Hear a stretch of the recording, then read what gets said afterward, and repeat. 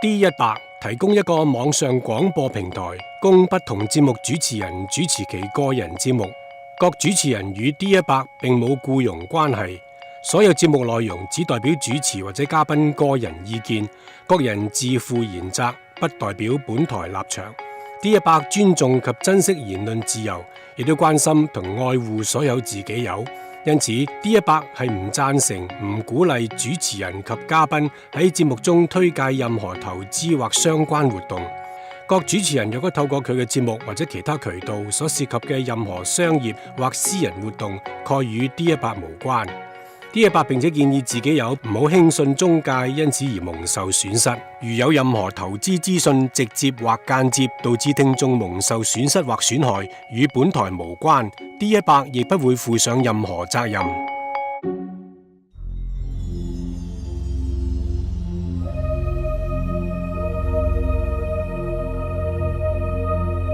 魅影空間主持靚女神婆 Winnie。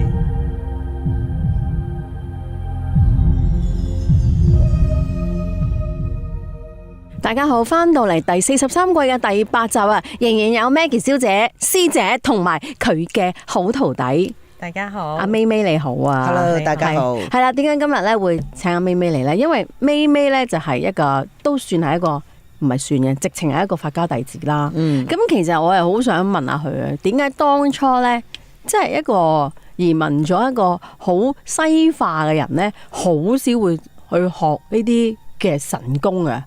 你覺唔覺啊？係啊，佢初嚟揾我，我叫佢信耶穌。係咩？咁我諗住佢英國啊嘛。英國有冇廟？好似冇㗎喎。有嘅，但係唔係周圍都係咯。係真係一間廟定係人哋嗰啲道堂嚟㗎？真係一間廟。喺邊啊？喺倫敦有。我唔知嘅。係有嘅。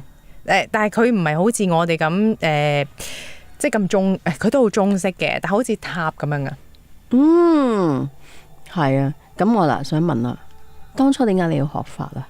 因為咧，其實幾年前咧，我開始有一次我見到我姨丈報夢，即係佢過咗身，咁我個人喺英國，咁跟住咧我就覺得我冇嘢可以做到啦，因為姨丈係失蹤3日，咁喺一個草叢度揾翻佢個屍體，咁跟住我就覺得姨丈喺香港嘅，姨丈喺香港嘅。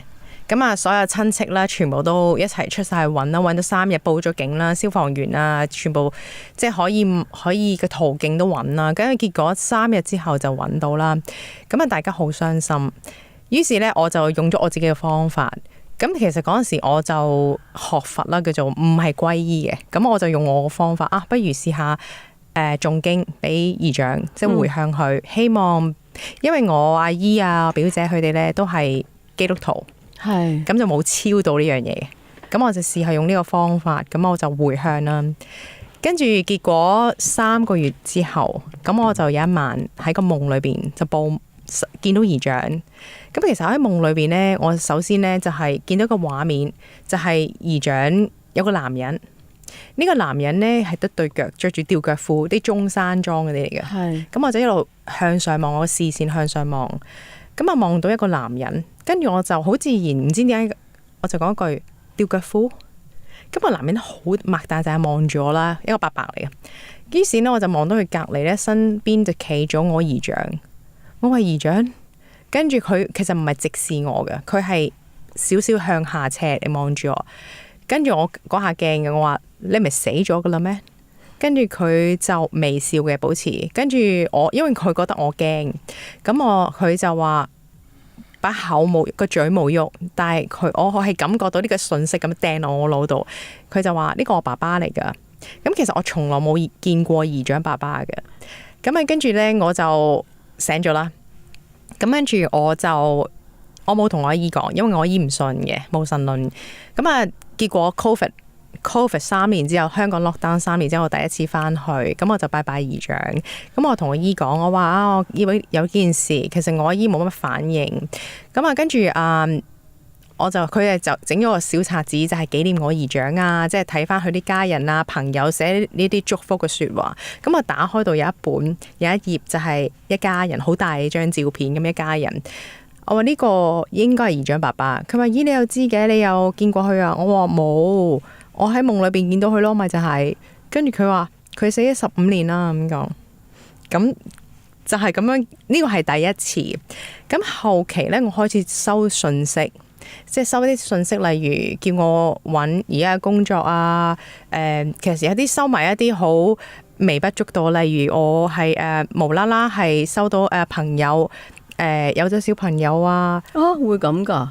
係唔知點解啊？都幾得意喎。跟住我老公個女我老公個妹隻狗4斤鐘，即係我係做緊嘢，無啦啦收到呢啲，點解會咁呢？跟住我後期我都學完神功，因為我好奇咁啊，學完神功，跟住學下，我發覺其實做下咧係會接觸到一啲靈異嘅事件。於是咧，我點解我講姨丈呢件事呢？其實我咁啱我想燒衣俾姨丈，因為我覺得我都想即係雖然我中咗經啫，我希望因為佢哋。基督徒唔會化寶啊嗰啲啦，即係我希望做個附薦，所以我就揾師傅。呢個就係我第一次接觸師傅嘅原因。咁我想問啦，姨丈係信咩宗教㗎？姨丈應該係冇宗教嘅。係啦，咁所以我就都照同阿姨講，我話嗱，其實我見到呢件事，我知你唔信嘅，不過我確實見到佢爸爸，即係佢個老爺啦。我話其實我見到佢着吊腳褲。咁我唔知道其實着吊腳褲意思係咪即係要衫啦？係咪即係要再燒啊？不過唔緊要嘅，你唔信佢有後人噶嘛？我話你照講一次，我話咁佢哋要唔要燒衣就佢哋自己決定啦咁樣咯。咁但係你又照做俾佢？我自己用我嘅方法去做燒衣咁樣咯。其實我話俾你聽啦，嗱，我嘅認知咧，我覺得啦吓。我唔知阿 Maggie 師姐會唔會覺得我諗嘅嘢唔好啦？咁其實每逢係先人報夢嘅話呢，都係俾一啲信息話俾人聽佢嘅狀況，但係大部分嘅信息呢，都係話俾你聽佢哋係唔好嘅，係好少話即係會有個信息嚟話俾你聽佢而家嘅現狀好。反而我爸爸走嘅時候，佢一出殯嘅第2日，佢就即刻報夢俾我家姐個仔。點解佢今次佢唔報夢俾啲仔女？因為驚啲仔女傷心。但係佢亦都想帶一個信息俾我哋，就係佢而家安好。咁呢，因為我阿爸呢係一個係後生時啊，係揸跑車，靚仔，再加係一個生意人嚟嘅。所以呢，其實佢去到後期呢，自己唔可以打理自己嘅時候呢，佢係有一個就係覺得係好尷尬啦，覺得自己好冇用嘅心，咁所以咧佢報夢嘅時候咧，個環境就係喺我爸爸嘅屋企，咁咧我家姐嘅仔咧就坐喺個廳度，就見到我阿爸喺間房度行出嚟，咁咧嗰陣時咧佢就形容我阿爸個樣咧係好靚仔，後生，着住件皮褸，對住佢微笑，跟住就行咗出街，乜嘢都冇講。咁我覺得一個印象就係話俾人聽佢而家好好，好似頭先我同兩位講啦，之前有一個妹妹一個嘉賓幫我先人問話啦，咁跟住就請咗我爸爸，我爸爸一落嚟嘅第一句說話同我講咩？佢話我而家好靚仔嘅，你唔使擔心，就係咁樣。所以我會覺得先人報親夢嘅話呢，都係有一啲唔係幾好嘅信息。你覺得係咪，師姐？唔一定。係咪啊？係，因為我都因為我嗰度我自己道堂啦，咁每年都會幫啲善信打齋啊。咁有陣時啲善信翻去或者都會收到啲先人報夢，話多謝開心啦。又或者有陣時直情我曾經試過一個 case 就係佢就唔得閒做一啲儀式嘅嘢，咁就話。但係佢又發夢喎，先人報夢話，即係學你話齋啦，我爛生爛世咁，咁於是乎佢就嚟到我道堂啦，一樣啦，都係叫我去幫佢整一啲附薦袋啊。咁我通常因為你冇嚟，我都要將個附薦袋嘅內容影相俾你睇。咁你有做過嚇？唔係啊，咁我話搞掂啦，咁呢啲死無對證噶嘛，係咪？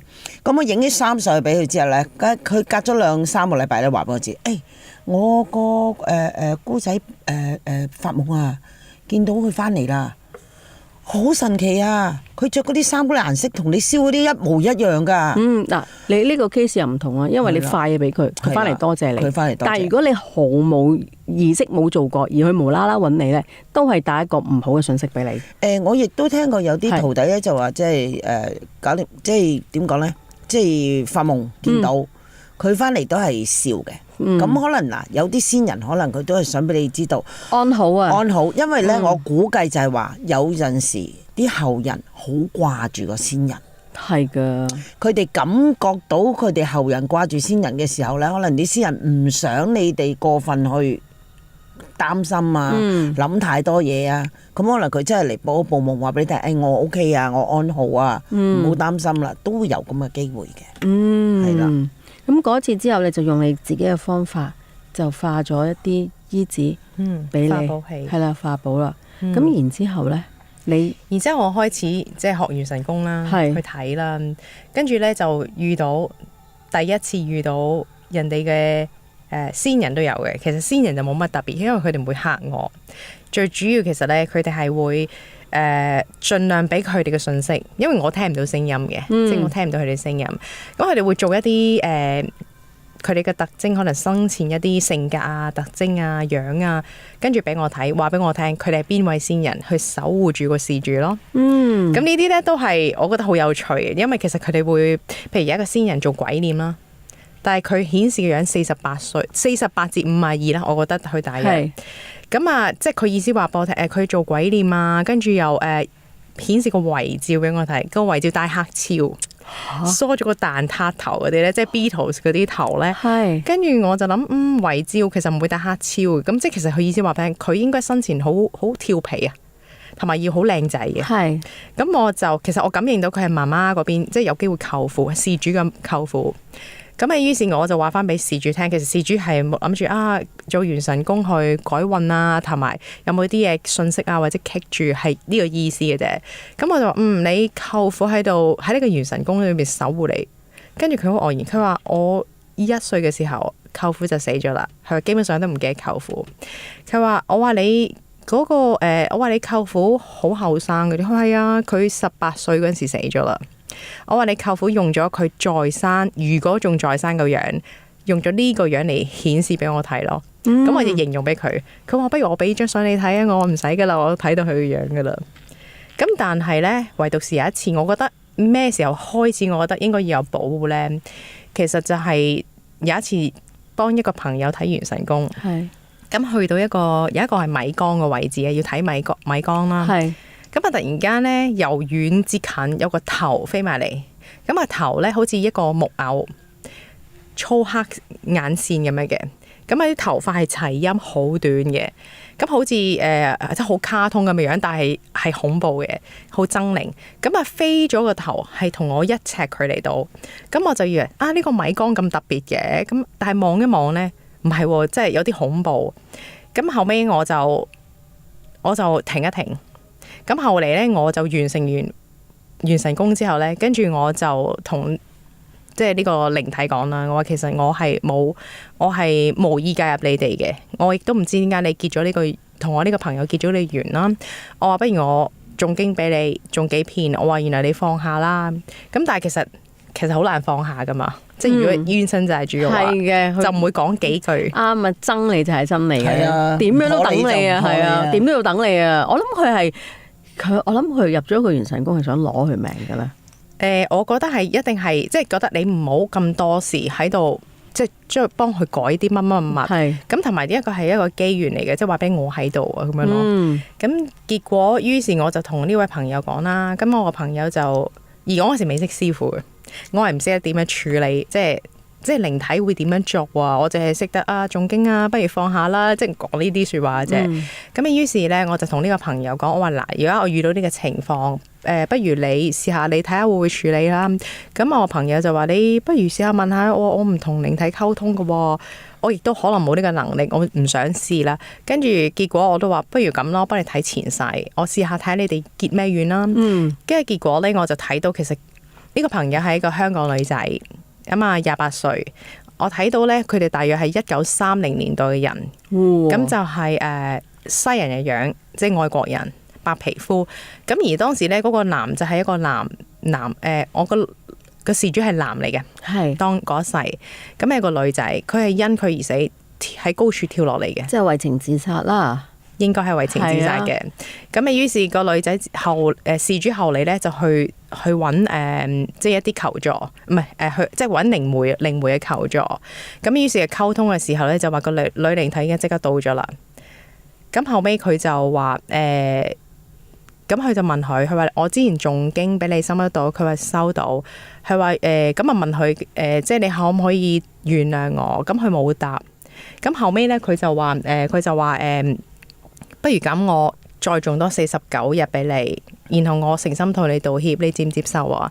咁其實女靈接受咗，咁啊當呢件事解決咗咁樣咯。咁之後咧就你有冇再翻入去個元神宮度睇下？之後冇啦，我諗佢好驚嘅，因為咧其實嗰個靈。其實佢都覺得應該處理咗，係咁啊變咗咧。其實由嗰刻開始咧，佢個心咧都覺得雖然唔會記得嗰一世做咗啲乜，但係因為呢件事，佢覺得佢都係覺得解決咗呢個願，咁希望佢都想繼續種。其實就好得意，佢當時佢屋企有養貓嘅，佢有兩隻貓貓，咁好誠心嗰段時間咧，其實佢就好誠心念經啦。咁有一隻貓咧，就每一次念咧，佢都坐喺側邊。聽佢念經，咁啊，佢冇理啦，佢覺得你坐埋咪坐咯，冇懷疑。點知過咗呢49天之後咧，咁佢都想繼續念經嘅時候咧，佢突然佢開始諗其他嘢，因為過咗49天啊嘛，咁開始諗下呢樣諗下嗰樣啦，念緊經嘅時候，咁後尾咧佢就發覺有一個好奇怪嘅現象，佢一念經，貓貓就行開。咁啊事後咧，佢就揾一個叫做動物傳心師，咁啊諗住即係同兩隻貓溝通下會有嘢同我講啊，想知佢哋嘅諗法啦。咁啊台灣係唔同人嚟嘅，靈媒同傳心師係兩個人。係咁佢就一問傳心師，傳心師就第一時間就問你係咪有誦經嘅習慣嘅？咁講，係佢話係啊，你點解知嘅？點解咁問啊？佢話因為你有一隻貓靈性好高，佢同我講佢好想同你一齊修行，佢知你之前誦經，佢話但係你後嚟誦經你好唔專心，佢好唔中意，所以你一誦經佢就走開咗啦。後嚟好得意啊！呢個好得意係啊！咁其實阿主人承唔承認自己當其時後期嘅誦經係真係唔專心啊？佢係啊，佢話佢嗰排又要諗結婚嘅嘢啊，跟住後尾又要諗搬屋啊，佢話好多嘢搞，佢冇辦法專心到。即係咁嘢做咗就算啦，咁樣已經唔係誠心去念經啦。好得意啊！原來貓貓都想修行喎。係啊，你有時睇一啲片，咪話啲貓貓會喺好乖咁喺啲神社啊，或者喺啲廟度啊，你啲人拜神佢又仆咗喺度聽啊，喺度拜啊。係啊。咁除咗呢個個案之後呢，你自己一個同你而家嘅老公都有一個好深刻嘅經歷。當其時你未學元神功嘅，乜都未嘅，但係你驚唔驚鬼嘅嗰陣時？我又唔係好驚嘅，但係我唔會主動去我要去做啲乜啊，揾佢哋啊，或者係接觸，即係連任何聽鬼故都唔會點樣去做嘅。咁啊，當時咧，其實我係未搬，我係即係而家搬咗去英國啦。咁啊，當時係我老公就住喺英國，我就住喺香港。咁我哋維持咗有2年嘅 long D 咁樣啦。咁我就第一次去英國探佢。咁嗰時咧，我又人生路不熟啦。咁我第一次去探佢，唔識冇朋友啦，除咗老公之外啦。咁啊，跟住咧，咁我就我老公就唔信鬼神冇神論嘅。咁但係佢又問我個問題有冇興趣去探靈啊？咁樣我話都幾得意啊，試下啦咁樣啦。咁跟住咧，我哋即係一個有幾個人去搞呢個探靈，即係其實英國會有探靈團隊嘅咩？有，佢哋好中意玩呢啲㗎。係啊 ，Ghost Walk 啊，叫做愛爾蘭都有㗎，收費㗎。Ghost Walk 啊，專業團隊不過收費嘅，即係佢哋會攞埋晒嗰啲儀器，即係聽佢講嘢啊， VG Board 會唔會攞嘅？VG Board 應該唔會攞嘅。唔會，佢哋有嗰個叫尋龍尺，尋龍尺啦，佢哋都會有即係用尋龍尺嘅。係啦，跟住有一個儀器咧，即係有支針喺度發嗰個，我唔知叫乜嘢啦。係啦，嗰個係咪羅庚？唔係羅庚，一個我知啦，一個電嘅嘢，發，佢喺度好就會似測試嗰啲係啦電錶咁樣嗰啲嘢，有啲咧就收到佢講嘢嘅咁咯，嗰啲咔咔聲啊，係啊。閃啲燈咯，其實我都唔知咩，即係可能有啲能量嘅話就會閃啲燈咁樣咯。你知唔知 iPhone 都有個 Apps 係咁㗎？係啊，你 download 個 Apps 啦，跟住你去酒店房嘅時候咧，就叫你喺嗰度影住個酒店房。其實我就心諗唔好啦，如果真係你驚嘅話，你知道間房有嘢，咁你點算啊？我覺得就我成日都勸人唔好搞呢啲咯。但係我試過喺屋企用嗰個 Apps 咯，其實好揾笨嘅。我工人掛一件衫喺度，我向住嗰個位影，佢就話嗰件衫係鬼咯。因為佢嗰個探測器，佢係根據如果嗰度有一種人形嘅嘢出現，佢就會有反應。反而我覺得呢，而家 download AI 嚟影相呢，攞 AI 嘅 apps 嚟影相，一影呢，佢會將你變咗卡通化咗噶嘛。反而嗰個 apps 呢，我就覺得勁啊！點解呢？因為我見過有個人兩公婆喺度影相，影咗出嚟變咗3個人，係一個小朋友。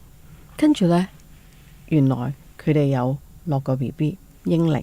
試過有一次有個朋友行山影相，3個人行山就攞個 AI 嚟影相，點不知一影之下仲驚後邊有一堆人。哇！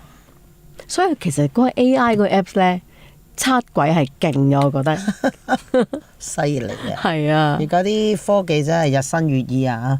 係啊，咁樣影一影都影埋，連啲老友記都影埋出嚟啊！係啊，所以下次你 Ghost Walk 嘅時候咧，佢試下用嗰啲 apps download 嗰個 AI 影相 apps 咯。嗯，係啊，咁跟住咧，你同你老公唔信鬼走去靈探，就邀請我去，咁就因為有2個朋友一齊去，咁我呢行4人啦，咁去參加，咁啊，我印象中係大約十零個人咁上下啦，咁有3個搞手喺裏邊嘅，即係大家唔識嘅同嗰度啲人，咁啊大家集合完之後咧，就會派一啲儀器俾我哋咁樣啦，每人2人1隊，咁一支電筒，因為黑得好緊要嘅。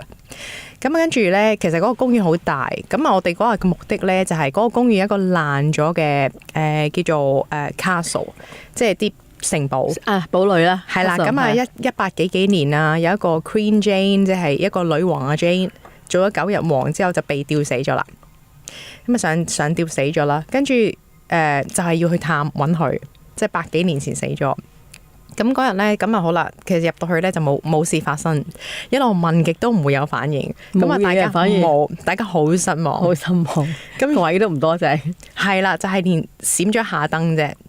其實嗰啲一定會有嘅喎，就係唔知點解佢唔俾你哋睇喎。你求其喺英國行入一間酒吧都可能有，因為嗰啲好古舊嘅屋嚟噶嘛。係啊，佢專登唔俾你睇。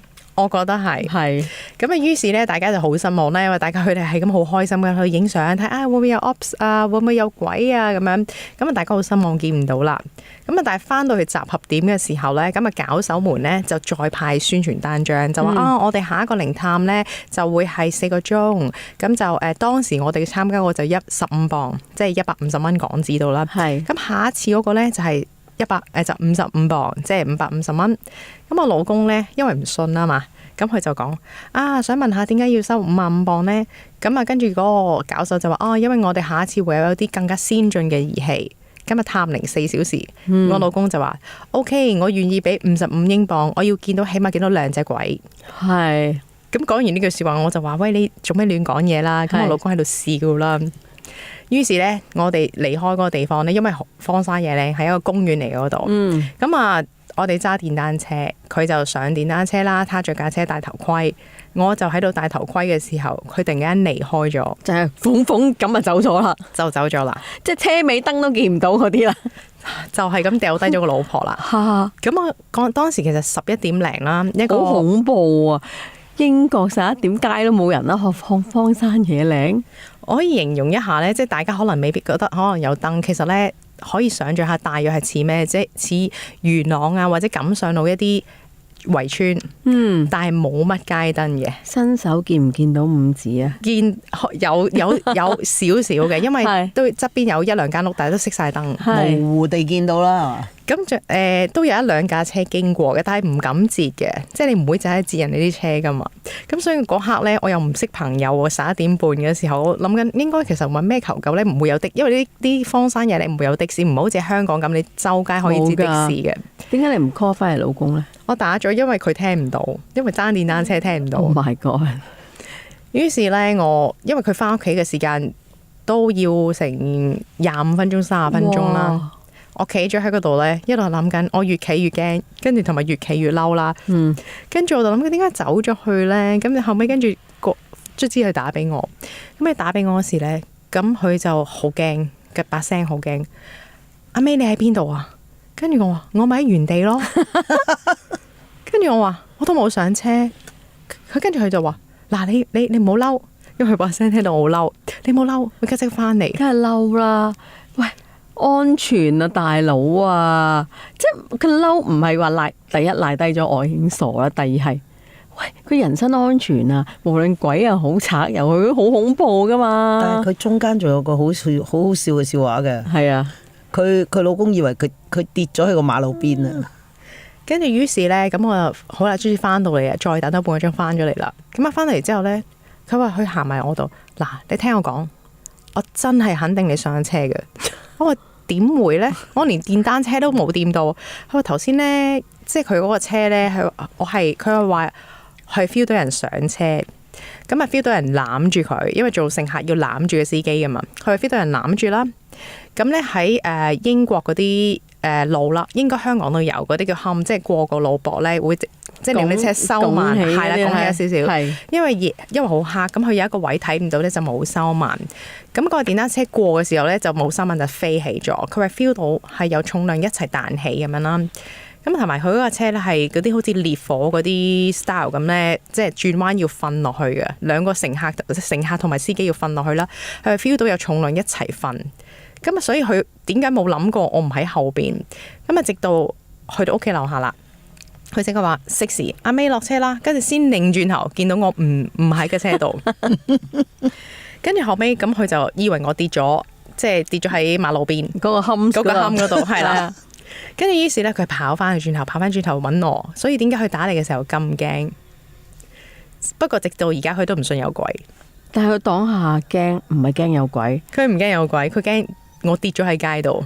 哦，因為嗰一蹬，佢以為蹬咗個老婆落地啊！但係個老婆仲喺原地仲咯喺。原地咯。咁其實佢一來一回，你等咗佢1個鐘喎，係啊，我等咗1個鐘啊。好驚喎，半夜3更。唔係危險啊！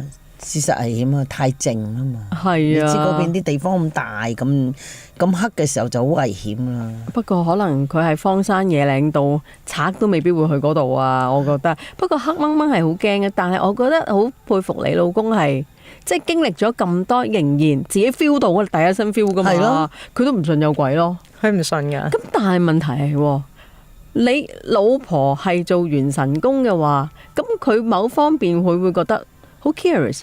其實你喺度搞咩嘅咧？咁樣有啊，佢會覺得我點解要做嗰啲咁奇怪？佢話啊，因為我講英文咧，我講 reading。佢話你可唔可以 read 啲正常嘅嘢，例如 read 個 book 咧，read 本書咧，唔好 read 人哋俾個腦得唔得啊？咁所以佢唔會想聽嘅，即係佢一個無神論嘅人，係你點講佢都唔會信嘅。咁當你幫客去做元神宮嘅時候，代觀啦，因為你個人喺英國噶嘛，咁你啲客可能喺世界唔同嘅各地啦。咁你當幫人代觀嘅時候，你起碼要去一個好靜嘅地方啦，去做呢個儀式啦。咁但係問題係，你做緊呢樣嘢嘅時候，你老公會點噶？我做嗰陣時咧，其實我會同佢講，你唔可以騷擾我，喺一間房裏邊做嘅。咁啊變咗我叫佢唔好騷擾我，咁我閂實門嘅。係啦，咁佢都尊重我嘅。哦。佢話佢又唔知玩咩啦，咁樣又 read 人哋唔知啲乜嘢啦咁。嗱，因為咧香港有好多人學元神宮嘅，我知。但係學完可以成功地做一個幫人睇元神宮嘅元神師咧，我就覺得唔係個個真係一個好有嘅例子。有啲人去學啦，但係好似阿 May 咁樣啦，佢咁多同學仔去學嘅時候咧，佢就得你一個係可以做到呢樣嘢。咁其實我都覺得係講天分啦，第一樣嘢，第二咧都係講感應，即係我係覺得你係一個咧感應好高嘅人，係咯。咁你幫人代觀嘅時候咧，嗱你去學嘅時候咧，嗱我都有啲嘉賓咧係幫人睇元神宮，但係咧佢都話有時接咗啲客咧係好難搞嘅，因為係你係代觀啫嘛，有啲人佢係自己入去睇翻自己元神宮，咁嗰陣時咧就係啲人就係唔知道點樣去睇啊，成日以為用眼睇，即係好似我哋平時睇嘢咁樣咯，唔係噶嘛，咁所以就有啲位就好棘啊！嚇你咁樣就叫做自己入自己元神宮啊？係咪自己胡思亂想啊？係即係自己亂諗嘢咁樣？咁你點睇呢樣嘢咧？其實咧，首先咧，如果譬如我要引導嗰個人嘅事主啦，我係用催眠方式引導。咁所以嗰個人咧，其實係唔會話存在住我自己諗出嚟，因為其實中間咧好多信息咧，係嗰啲人未必會可能同一啲我哋現實咧，我哋現實生活中咧一啲嘢係唔同嘅。不過阿師傅咧，即係其實我阿師傅我都有試過。唔係好唔掂。師傅後邊個神係咁你喎，係喎，係咪啊？係啊，跟住係我頭先都個喉嚨開始 feel 到係咪啊？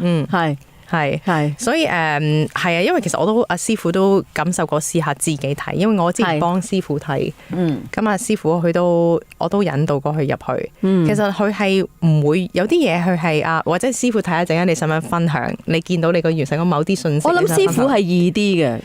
其實應該話咁，唔一定係每邊個人係易同唔易。不過師傅佢會見到一啲譬如神明廳啦。佢未必其他人都會有同樣嘅即係同樣嘅嘢啦，係啦。咁所以師傅可以分享下你入元神宮嘅一啲信息。嗱，我因為開頭咧元神宮咧，我因為我唔係好認識元神宮嗰個情況係點，咁後來阿發美又翻咗嚟香港啦。咁我哋嗰日就喺度傾緊偈，咁啊突然間忽聞其想就話，喂！其實可唔可以自己入去睇咧？係咪？因為我唔認識，完全唔知咁佢話，梗係得啦。我可以帶你嘅，因為我平時就我係代觀，你可以自觀嘅咁講。講係自觀你幾過癮喎！你自己睇啊，幾抵都人一世物一世，乜都試下咁好奇啦。咁嗰日咧我就咁喺館裏邊啦，因為阿發美佢話有啲條件嘅。即係你自己入元神宮，而我去帶你入嘅時候咧，場地咧又好緊要啦。咁有啲條件，咁佢話咁喺館咧就肯定條件十足啦，穩陣啦，安全啦咁講。咁嗰日我記得咧，咁佢引領我入去啦，咁我眯埋眼。咁佢又問我嘅，你而家見唔見到你個天空啊？咁講。咁開頭我有諗啊，點見啊？跟住唔係喎，突然之間我就好似我睇到啦，我就話俾你聽，哇！我天好靚啊，漫天彩霞好靚，即係你見到個天你就已經即刻好，即係個心情已經即刻好好啦。咁跟住佢一路帶我入過我間屋啦，問我見到我間屋有咩啦，咁我話見到梳化啦，但係我咧就見到一個好歐陸式嘅火爐。火爐上面有幅畫，但係嗰幅畫又唔係咩山水畫，亦都唔係人像畫，係一啲抽象畫。就係我記得係紫色、粉紅色咁一笪一笪一笪一笪咁成幅畫，幅畫好大嘅。咁跟住佢就話咁你仲見到啲咩？我話冇乜嘢咯喎，咁講。咁佢話咁啊，你要加翻張餐台啦。咁我話餐台，咁我就喺我嘅感覺上咧，就係我梳化喺呢度，嗰個火爐喺呢邊。咁我就將嗰個餐台就加咗去對面嗰個角落頭嗰度，跟住佢就話俾我聽，喂，你要加翻個電視機嘢喎。我話電視，我呢邊冇位擺啦，我要擺喺餐台嘅對面啦，餐台對面先有位擺。咁其實呢度呢，佢有個解釋嘅，或者可以解釋咗呢段先。餐台嗰度係餐台呢，其實呢係一個凝聚力，即係大家聚埋一齊啦，係一個溝通咧交流。食飯啦，除咗係咁，但係咧佢嗰個電視機咧，其實都可以係一個對外接收資訊啦，或者一個娛樂嘅一個即係個電器咁樣啦。但係佢擺唔到落去，點解個電視機佢擺唔翻喺嗰個位咧？即係梳化對面個位咧，就係佢日常生活中太多嘢忙，咁所以變咗呢，佢想擺落去，佢日常生活中都已經冇娛樂嘅空間，咁變咗點解佢會將後嚟佢會想擺都擺唔到？係啊，因為我除咗做神工啦，咁我都有做義工咯。你做好多義工添，所以冇娛樂。原來我係冇娛樂嘅，我而家回心諗都係，其實我真係冇乜娛樂。我其實所有嘅時間就係一係神工，一係義工。咁所以嗰個係合理嘅。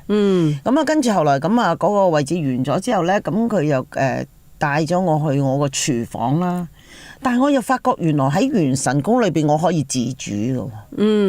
因為佢一帶咗我入去廚房之後咧，佢就問我廚房有啲咩，咁我略略講俾你聽啦。我一入門口有個好大嘅雪櫃，咁跟住一辣就係嗰啲洗手盤啊，咁有個火爐上面有煲水喺度嘅，咁啊有啲層架啦，有啲調味料喺度啦，咁我有個窗，跟住咧佢喺度講緊叫我搞個雪櫃嗰陣時，我就話我冇，你俾我開個窗先，我好想開窗。我記得我喺嗰個情景裏邊，我係講咗2-3次，我要開窗，即係我唔整其他嘢住，我要開窗。咁我打開咗窗之後咧，我發覺佢個風吹埋嚟嘅感覺咧，平時我哋呼吸係冇嘢噶嘛，好命，但係嗰啲風吹埋嚟咧，嗰種感覺咧，好似一啲能量打埋嚟我度咁嘅，同埋咧好特別就係我聞到好香嘅花香味。我直開完個窗咧，我簡直係覺得豁然開朗。我只可以用呢4個字形容，豁然開朗，吹得我好開心，好舒服。我聞遍嗰陣花香，我覺得好愉悅個感覺，成個感覺好愉悅。而我個窗外嘅景色都令到我好舒服，好舒服嘅。咁啊，跟住佢就一路幫我加啦。我個米缸有幾多啊？咁我米缸大概90滿啦。咁啊，我水缸啊大概有點嘅樣啦，咩物料啦支撐水缸嗰個腳架側邊有少少鏽跡喎。咁啊原來我要去清理佢嘅。咁啊啲水管完好無缺啦。咁打開個雪櫃咧，個雪櫃嘅下層咧，我就見到有一盤好大盤嘅食物，嗰個食物好豐富嘅，即係好多嘢喺度，肉類啊，有菜啊，有雞啊，有魚啊，成盤滿滿嘅喎，喺個雪櫃嘅下格嗰度。咁啊，跟住佢就一路就教我啦，咁啦你啲調味料咧要加翻滿佢啦。而家有啲物料喺度，你自己加啦。咁咧跟住我加下咧，我就發覺我調味料個架度咧多咗一個盆花喎。嗰盆花咧我好深印象嘅，盆花咧就係黃色嘅。個花盆咧就係有啲粉紅色、黃色、粉色嘅顏色咧去間住嘅。咁啊，呢個又可以發尾又可以解釋下啦。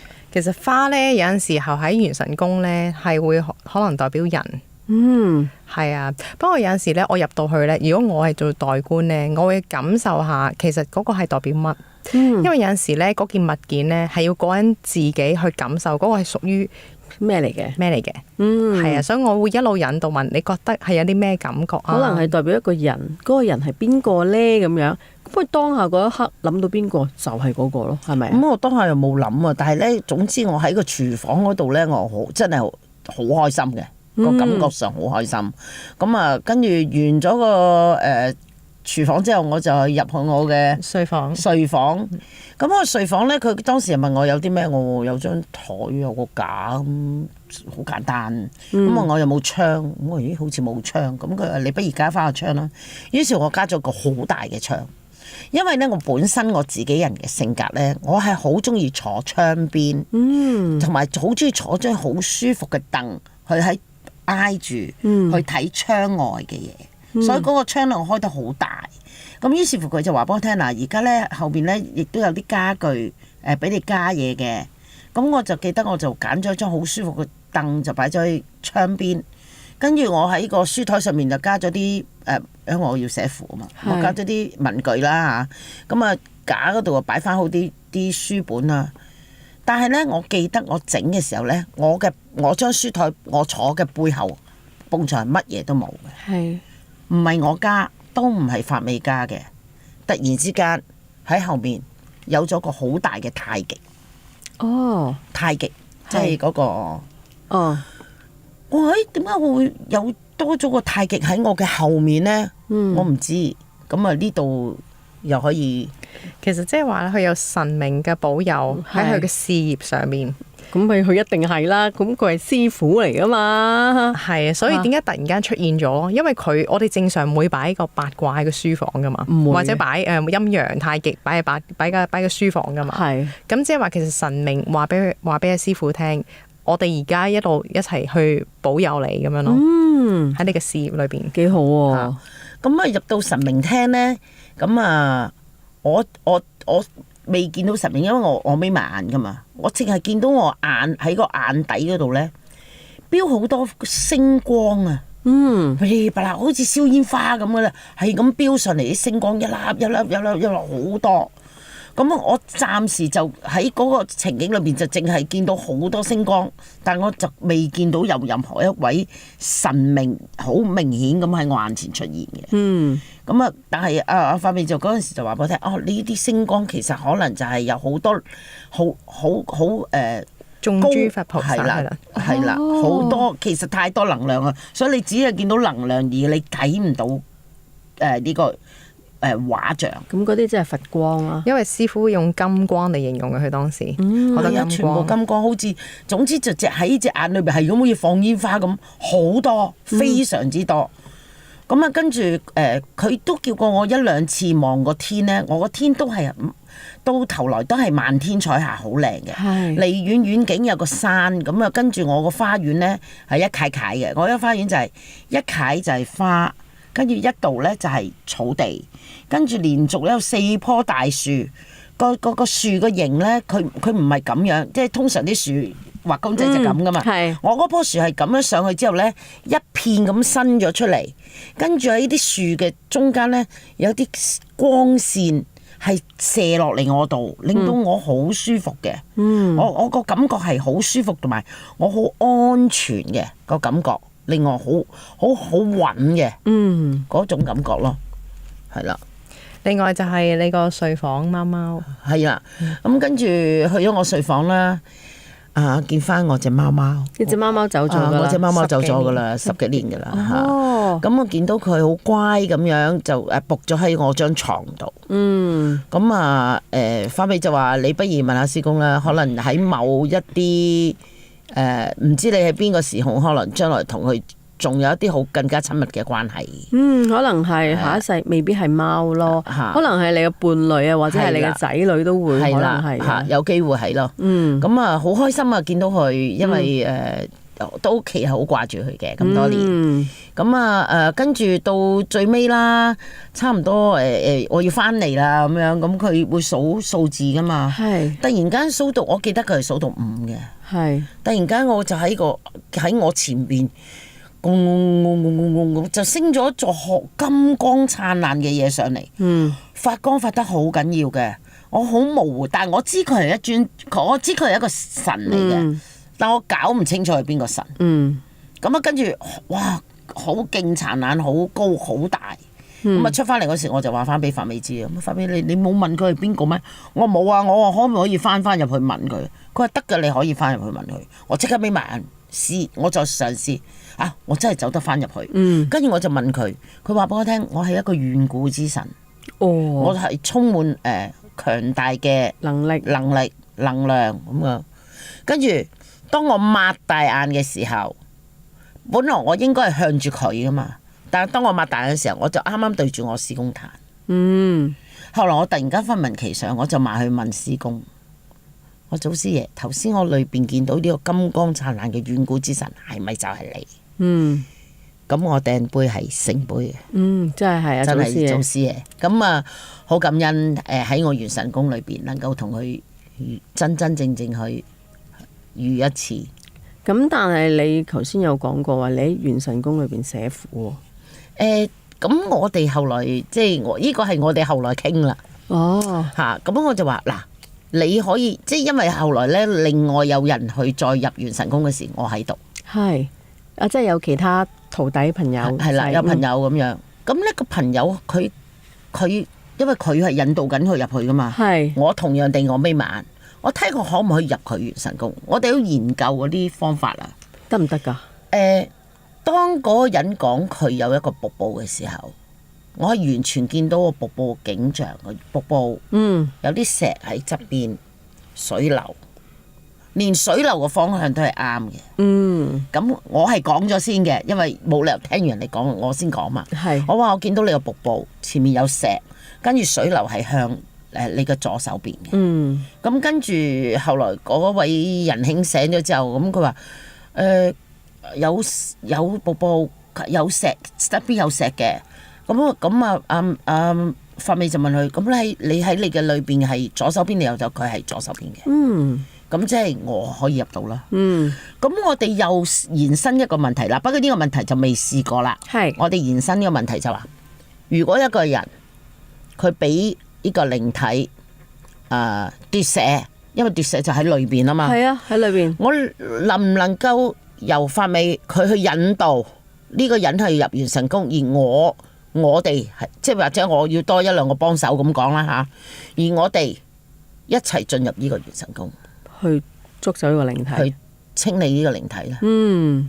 咁我後來都問過祖師爺，祖師話係又可以嘅。咁即係其實我覺得法門嘅嘢，即係我都當佢係一個法門啦。係嘅。法門嘅嘢咧，其實千變萬化。如果我哋能夠靈活運用而用得啱嘅話，其實一樣可以發揮某一啲功效。就等於我哋上一集我嚟嘅時候，你都問過我請童嘅問題啦。咁我哋有啲人係會去飛童去咗一個境界噶嘛。其實我哋有陣時飛童去一個境界都係做緊一樣嘢，就係可能而家呢個事主可能喺第度，我冇可能坐飛機或者佢翻嚟嘅時候，我飛童去到。當我飛童去到做緊呢樣嘢嘅時候，係咪又等於同元神宮個空間裏邊嘅感覺一模一樣呢？所以呢個就係我哋下一個去研究嘅話題，因為其實呢，我嗰陣時做過一個實驗，咁喺師傅未講呢一個論點之前呢，我係有嘗試過喺其中一個事主。咁我之前其實有學過靈氣嘅，咁靈氣有靈氣嘅符號啦。跟住咧，我就喺其中一個揾我睇元神宮嘅人，咁佢嗰陣時咧，佢就即係啲運麻麻地，唔係咁好。咁我咧就喺佢每一間房裏邊咧，即係元神宮裏邊每一間房，我就畫咗個靈氣符號。咁咧好得意，幾日之後咧，佢就 message 我，佢話：阿 May 我咧我見咗唔同嘅朋友咧，佢哋大即係全部都同我講咗一句説話，話你最近氣息好咗。佢話其實係咪同元神宮有關？我話其實所有即係成個元神宮係整體嘅，即係我話當我去幫你去調整你嘅能量嘅時候咧，所有你嘅整體或者氣場啊、面色啊，都有機會係因為咁樣而改變啦。咁但係一樣好得意嘅咧，就係我相信呢個靈氣符號咧，亦都係有機會幫佢咧加咗一啲正能量落去咯。都會㗎，因為符號咧，即係如果你相信嘅話咧，咁其實我覺得同符係大同小異，只不過唔同嘅門法啫嘛，我覺得都係有用嘅。我覺得係真係有幫助。唔係，我成日都話萬法歸宗，我哋又從來唔會去質疑人哋嘅法，我哋亦都同埋，我覺得有陣時有啲嘢係即係我哋唔好太過話保守，我哋可以去創新啲去諗一啲嘢出嚟，其實未必冇可能。咁如果有陣時，因為其實如果我哋講嘅奪舍呢樣嘢，其實係好難搞嘅。係好難搞嘅。咁如果我哋能夠入到佢個內裏，去同佢清理呢件事，我覺得係對嗰個事主會好大幫助。其實我亦都有同阿法美去傾，就話，其實呢個元神宮咪就係我哋嘅內裏世界啊，就係我哋嘅內裏世界啫嘛。只不過我哋平時係處於一個現實世界，我哋所睇所嘢都係規限咗我哋，即係呢隻門就係門，呢隻門打開，我睇到嘢就係咁樣噶啦，唔會有變。但係我喺個元神宮裏邊，可能我可以原來係咁樣係唔同嘅。有啲冇可能性，可能你話我入到間屋裏邊，我間屋裏邊有個瀑布都唔出奇㗎。因為你個內心係咁啊嘛，佢係反映咗你內心嘅世界出嚟啊嘛。唔一定話個瀑布就一定依山喺度，可能我冇啊！我一打開道門我就見嗰個婆婆喺我間都可以㗎，係可以，因為呢個就係你嘅裏邊啊嘛。點解要用元神功去清理裏邊？就係話有陣時可能你淤塞咗一啲嘢，你睇唔通，你諗唔透，或者你有啲嘢壓力咗俾自己，你只不過打開呢道門喺元神功裏邊清理咗你嘅壓力，希望等你個人可以放鬆啊。其實就係，不過我覺得元神功呢。我覺得更加幫人睇元神功嗰位師傅呢，佢嗰個點講？佢個重要性好重要，因為佢睇到佢嘅嘢，佢所發出嚟嘅信息，佢點樣令個事主有陣時候喺某啲嘢上面釋懷，呢個好緊要。係啊，咁我哋都不斷講咗好多關於元神功嘅嘢啦。但係可能好多聽眾未理解到，究竟睇元神功有啲咩好處呢？點解要睇元神功呢？咁不如我哋喺下一節，首先一開頭嘅時候，由咪咪解釋一下點解人要睇元神功，睇元神功有咩好處，跟住再同我哋分享一啲佢曾經同事主做過嘅經歷。轉頭翻嚟再繼續。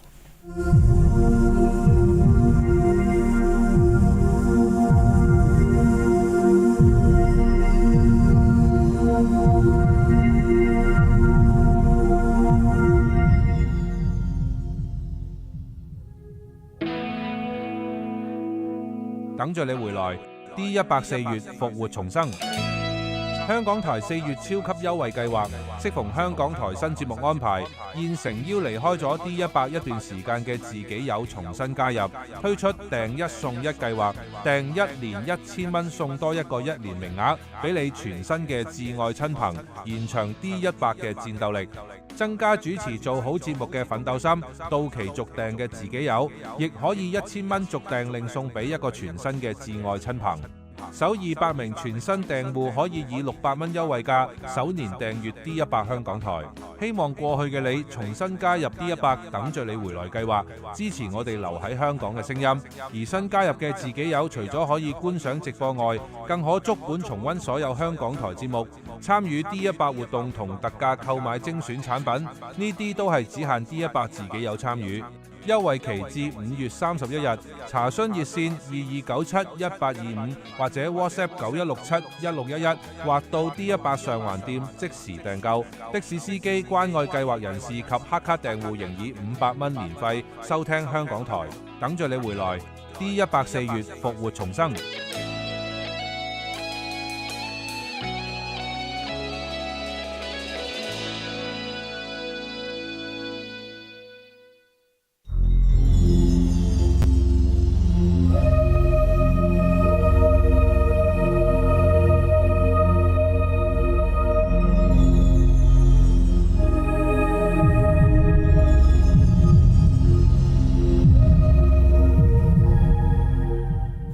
翻嚟第二節啦，嗱，喺我人生裏邊做咁耐靈異節目主持呢，咁我係接觸過2種唔同嘅元神功嘅。咁一種就係好似你頭先咁啦，入去自己嗰個人嘅本身嘅元神裏邊。咁啲人就係話，水箱就代表你嘅財。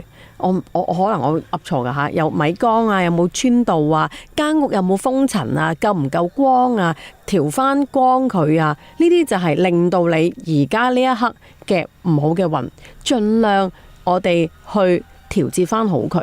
但係可能你想加幾多，唔係你自主可以加幾多，係要因應翻你當其時可以受到幾多而加嘅，係咪？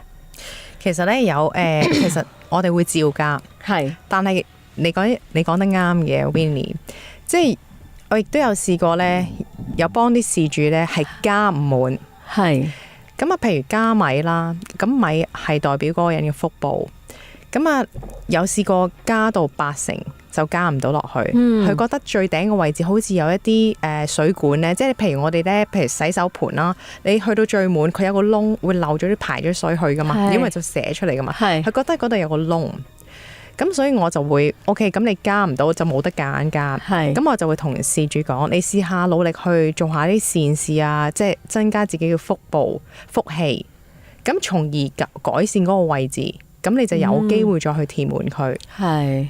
咁就正如啱啱師傅頭先分享啦，譬如佢現實生活中佢個娛樂都冇時間，咁所以點解佢想擺電視擺唔到？擺唔到咯。係啦，咁係冇得夾硬擺，因為彈翻轉頭。係啊，所以呢啲我就會建議事主，其實你可以試下即係工作娛樂分開下。係。咁日常生活中你都要自己努力改善嘅。係。咁所以至於元神宮其實係可以去影響即係反映邊部分啦。咁其實元神宮就係我哋元神嘅住處啦。咁個元神咧，如果係我代觀嘅話咧，我會睇到佢嘅元神形態。咁同埋但係嗰個人自觀咧，其實睇唔到嘅，係因為睇唔到自己嘅。係啱。咁所以睇元神形態嘅時候，亦都睇到當時事主嘅狀態啦。咁裏邊亦都會有譬如一間屋嘅外在環境啦，反映嗰個人嘅運勢啊、天氣啊，每一樣物件其實都有個訊息喺度嘅。係。咁啊，透過改動呢啲訊息咧，就去希望反映翻嗰啲事主嘅現實生活中嘅個狀況啦。咁譬如裏邊會有客廳啦，代表佢個事業前途發展啦。係。會有神明廳啦，即係睇下佢有冇神明啊、祖先嘅保佑啦。咁啊廚房啦，廚房就係財運啦。係。書房就係佢當下而家工作嗰個升遷運或者係學業運啦。睡房就係感情狀況啦。咁另外仲有嗰個米缸啦，米缸就係佢個腹部。係。水缸就係佢個財運啊，佢嘅收入啊。係。咁人際關係啦。即係嗰個花園啦。係。咁另外我亦都會睇埋其實佢健康嘅。咁但係健康咧，我會用一個方法，就係我會好似即係因為我處於一個打坐嘅狀態去睇。係。如果係代觀嘅話。係。咁我就會喺個腦度喺度諗。呢個人究竟佢嘅健康上面有冇嘢要注意？咁我就自然咧就喺度出，好似個 scanner 咁樣，喺度會出嗰個人。如果佢嗰個人譬如佢我試過有一次咧，我見到嗰個人係個喉嚨甲狀腺啊，我見到好似有個蝴蝶啊，好似兩粒嘢個蝴蝶咁。咁我諗緊其實我哋身體有咩係似蝴蝶咧？但係我感覺都係上呼吸道嘅。扭啊生我後尾 search online 啦，我覺得係一個係咪甲狀腺啊？係啦，甲狀腺。咁我就叫嗰個人，我話你留意下你個甲狀腺去 check 下啦，咁樣咯。咁會出咗個器官俾我睇嘅。咁有一次亦都係成組嘅上呼吸道，加埋個胃咁樣啦。我話你要留意下你自己上呼吸道。我話你係咯，要留意下。跟住係啊，我病咗成個星期啦已經。咁其實你講話睡房啦，係代表感情啦。咁咧，我其實咧之前咧都有啲個案都好得意嘅，就係又係關於元神宮。咁啊，有個朋友就係話，你介紹我去睇元神宮啊，好想去睇。睇完翻嚟咧，佢係好唔開心嘅，因為發現咗個睡房裏邊，佢結咗婚嘅吓，有3個枕頭。咁佢就即刻即係。當然佢梗係大家都心知道咩事啦。咁3個枕頭真係代表佢哋嘅婚姻裏邊有第三者嘅出現啦。咁樣，咁我想問啦，如果元神師或者佢自己主觀夾硬攞走個枕頭嘅話呢，得翻2個嘅話呢，會唔會對佢哋嘅感情上面會有幫助呢？有機會有，但係會唔會攞錯枕頭先？其實好驚係咪啊？我就係諗緊攞枕頭，而家攞咗點？喂，我點知邊一個係我？我唔知邊個打邊個。係啊，你知唔知㗎？你當其時唔會知嘅。嚇，咁咪好大鑊咯！但係其實咧，其實正常嘅狀態啊，即係如果我哋正常就係2個枕頭啦，因為夫妻2個枕頭啦。係。咁但係唔存在呢個等於邊個，嗰個等於邊個？我哋要將嗰個狀態變成一個正常，一對夫婦2個枕頭，就係2個枕頭。冇錯，起碼你唔會有第3個人出現先。咁同樣地，我亦都睇過人哋個元神宮係有喺衣櫃，喺個衣櫃裏邊有個女人。係。咁我會點做咧？咁我會識得分呢個唔係靈體嚟嘅，即係我 feel 到嘅，我捉咗佢出嚟，掉咗，即係唔係掉咗，即係趕佢出去元神宮外邊。咁甚至乎出現一個頭都有，淨係有冇身嘅。咁我會 get 到，即係我入到去裏邊，我會 get 到個意思嘅。咁我就同翻事主講，我話你係咪懷疑你另一半有第三者啊？咁我好得意嘅，嗰個裏邊見到咩？我係喺個衣櫃啦，係趟門，我係開咗門，我就見到哇有個人頭啊，好驚嘅，閂翻佢，但我又開翻條罅裝佢。我話你係咪懷疑啊？後尾因為所有我嘅感覺其實係對方嘅事主嘅感覺嚟嘅。我話你係咪懷疑？佢話係啊，你真係睇到佢啊！我話睇呢個係你嘅元神宮，唔係你先生嘅元神宮。我話你係懷疑你另一半有出軌，跟住後尾佢話係啊，你係咪睇到啊？我話呢啲係你嘅假象。我話點解假象呢？因為我哋人係有身軀嘅，唔會淨係得個頭。你係幻想佢出嚟，所以佢變成一個頭。但係你懷疑完之後呢，你要再裝下佢。佢話係啊，我間唔中偷睇下手機咯。我話我幫你抌咗個頭垃圾桶啦。我話你唔好再拎翻去起佢啦。我話我唔知你先生有冇，但係肯定你自己想象出嚟咯。哦，都幾得意。另外一個經驗呢，就係有位男士去睇元神宮，OK， 但係去到元神宮裏邊呢，佢見到自己嘅衣櫃裏邊有一件婚紗，然之後床頭嗰度有一幅結婚相，即係事主再加另外一個女仔。咁而呢個女仔呢，就係一啲好唔熟嘅朋友嘅朋友嚟嘅。佢會覺得點解個結婚相係呢一個女仔嘅呢？咁樣佢會覺得佢好差然啊！冇可能我唔會中意佢嘅喎咁樣。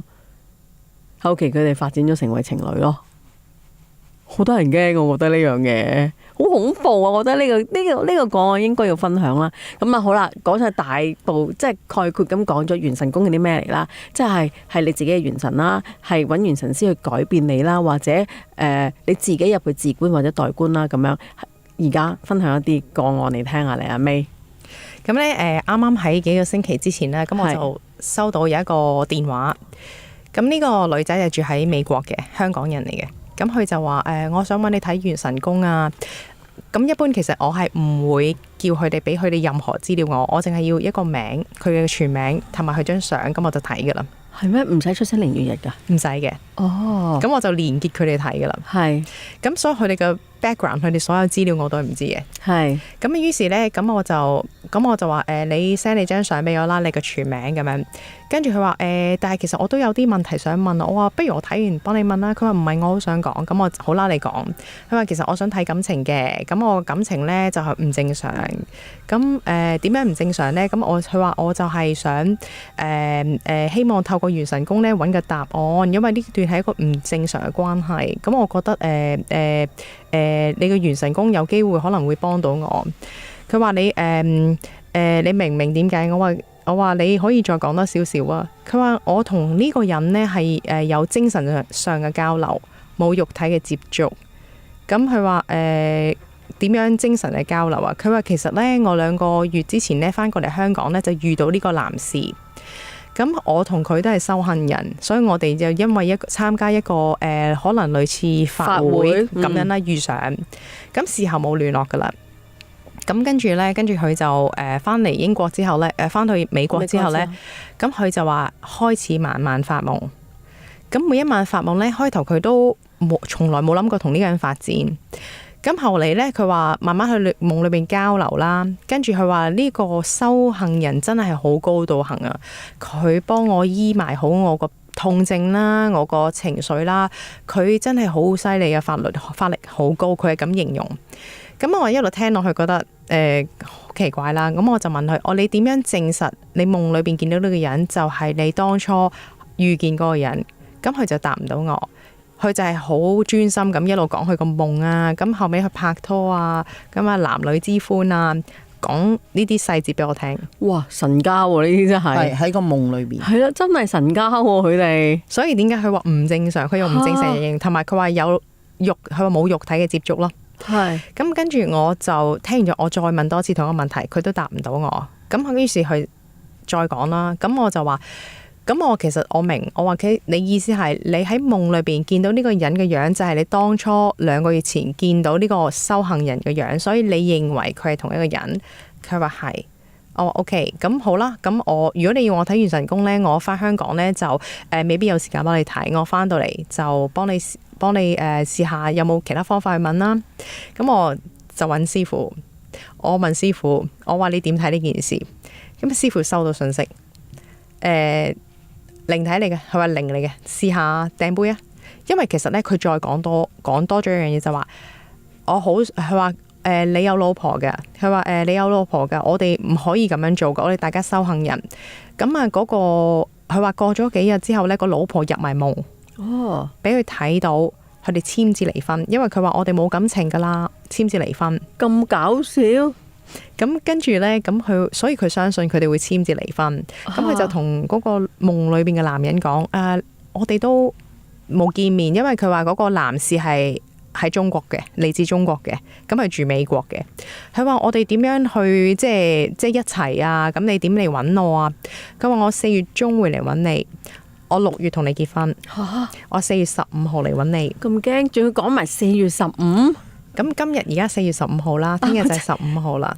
今日真係聽日15號喎。因為開頭我聽咧，我以為我以為係騙案啊，即係我唔知係夢中都可以騙到我。我唔知係夢中開頭。你以為真係一個古仔，真實嘅古仔。我呢啲肯定係騙案啦！你叫你朋友小心，即係叫你啲善信小心啦。佢話唔係啊，師傅唔會係騙案啦，佢喺夢裏邊㗎。我夢裏邊搞啲咁嘅嘢，跟住我話但係咁冇可能，點樣同佢結婚？冇 contact，冇電話號碼，大家冇留任何聯絡嘅方式。冇聯絡㗎，冇任何聯絡方式，連電話都冇 ，WhatsApp 都冇 ，WeChat 都冇。你點聯絡？你點嚟同我結婚？我話嗰個所謂嘅太太一定係佢啲同黨幻化，唔使審噶啦。佢喺個夢裏邊話咩幫你醫病啊，各樣嘢係呢個係你個係佢個一個手法。我話佢咁跟住我咧就即刻出咗就話，喂，你叫你呢個善眾咧，一定要小心過馬路啊，馬路邊唔好企咁出啦，企埋啲過馬路唔好發夢啊，留意住身邊周圍啲即係過馬路嘅狀況。我話有危險喎咁樣。跟住佢再話俾我聽，4月中嚟揾佢，6月同佢結婚，7、7、49日咯。真係嚟攞命咯。我話小心喎，佢有生命危險喎。咁跟住，所以我頭先咪我同你之前未開嗰陣，我咪話我同佢嗰個 connect 係好快啊。佢一講，我呢邊手術即刻嚟，我就答佢。咁跟住佢我話嗱，你可以去祖師爺壇前逐一個問題去問。咁問係咪靈界？係靈界。跟住再問係呢個女事主會唔會有生命危險？係會有。咁如果佢呢個生命危險，如果一旦發生，係咪屬於係交通意外？祖師爺都係。咁於是咧，我好奇喎，我想知道咧，因為其實我覺得並不是一個普通嘅靈體，咁我想知佢屬於咩界別，魔啊妖啊，定係真係靈體咧？咁我就俾阿祖師爺 multiple choice 啦。你知大家即係如果有見過聖杯咧，都知道一正一即係個月亮咁嘅形態啦，係咯，即係一正一反噶嘛。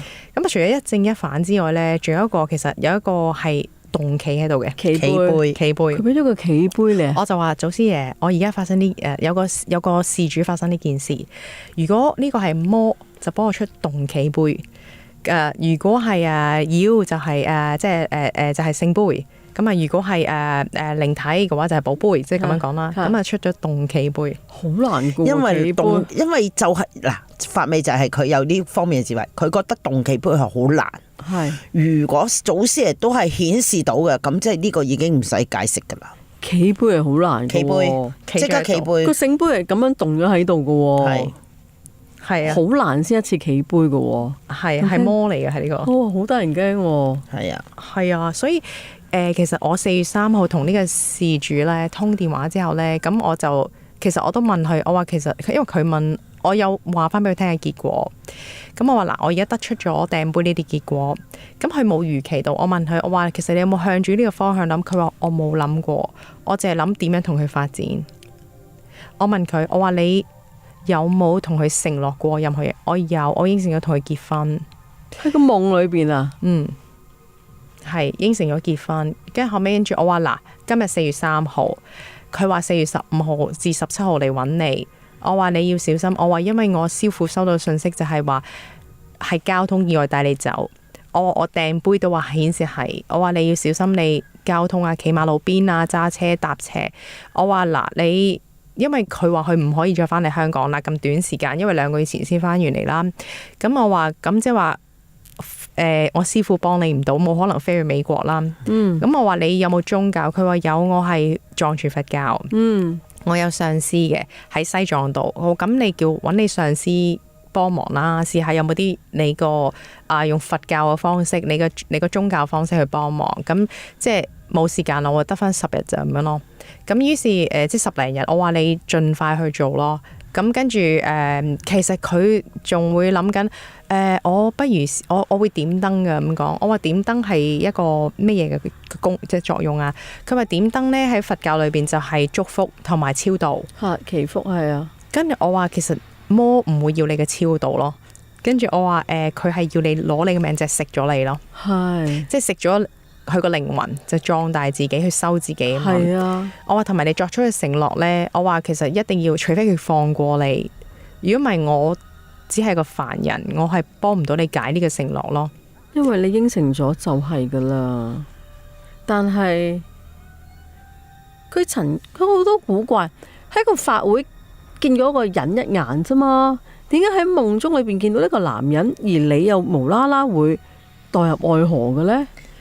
因為佢唔識噶嘛，嗰個魔係會令佢佢做得魔，佢可以攝你嘅心魄噶嘛，你明唔明？我明啊，因為佢由頭到尾冇質疑過，佢喺夢裏邊呢一個人，原來係有一樣嘢去幻化成呢一樣嘢。咁但係佢冇諗到。但係你有冇諗過，可以啲夢係延續咁落去嘅話，其實係好古怪嘅。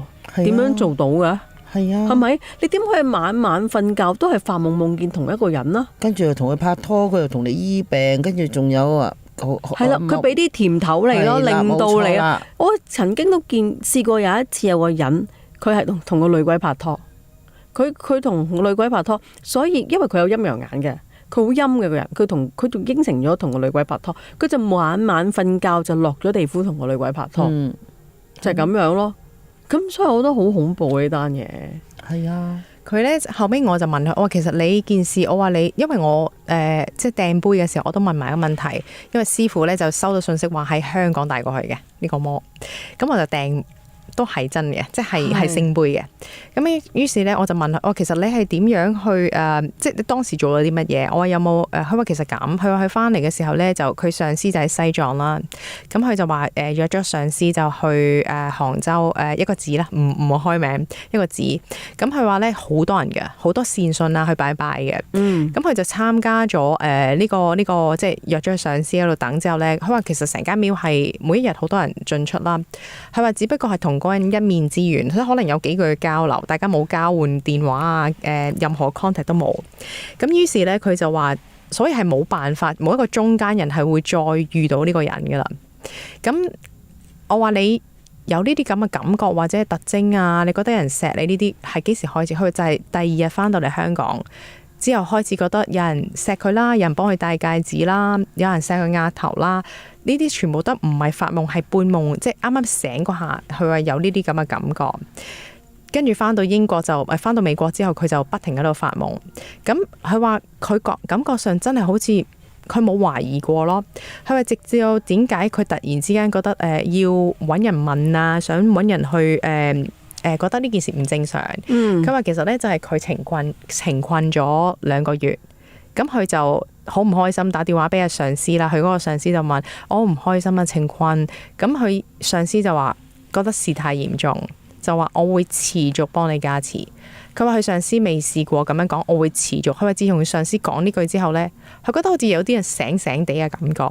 咁但係都未諗到呢件事係同魔啊妖啊呢啲有關啦。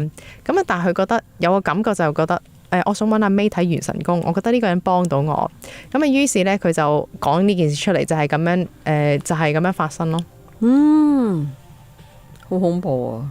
係啊，其實我唔知道喺夢裏邊佢同佢交換咗啲乜嘢，令到佢咁樣。我諗即係好多學法嘅人都會咁樣噶，即係好似師父咁樣啦，你學法咁樣都會不時都會有啲魔嚟令去試探你噶嘛。係啊，係啊，所以佢哋個心要好靜先得㗎。唔好諗咁多咯。係啊有陣時有啲嘢你同埋嗱，講真係理性分析。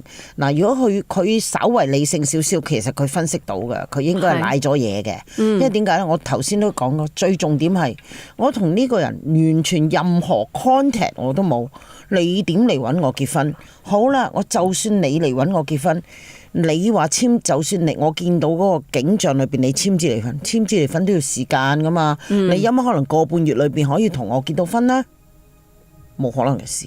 同埋真真正正你哋都冇交往過。其實呢，我喺呢一刻呢，我又諗到少少，可能呢一個事主會唔會本身佢嗰個感情上佢係缺失咗，而佢嘅心態上佢好希望去有一人段錫佢，有一段新嘅感情。所以咪係咯，可能個魔就睇中咗佢係啦，佢呢個缺失一定有一啲凹陷位俾呢啲靈界去睇中，先可以入到佢位嘅。如果唔係，冇可能。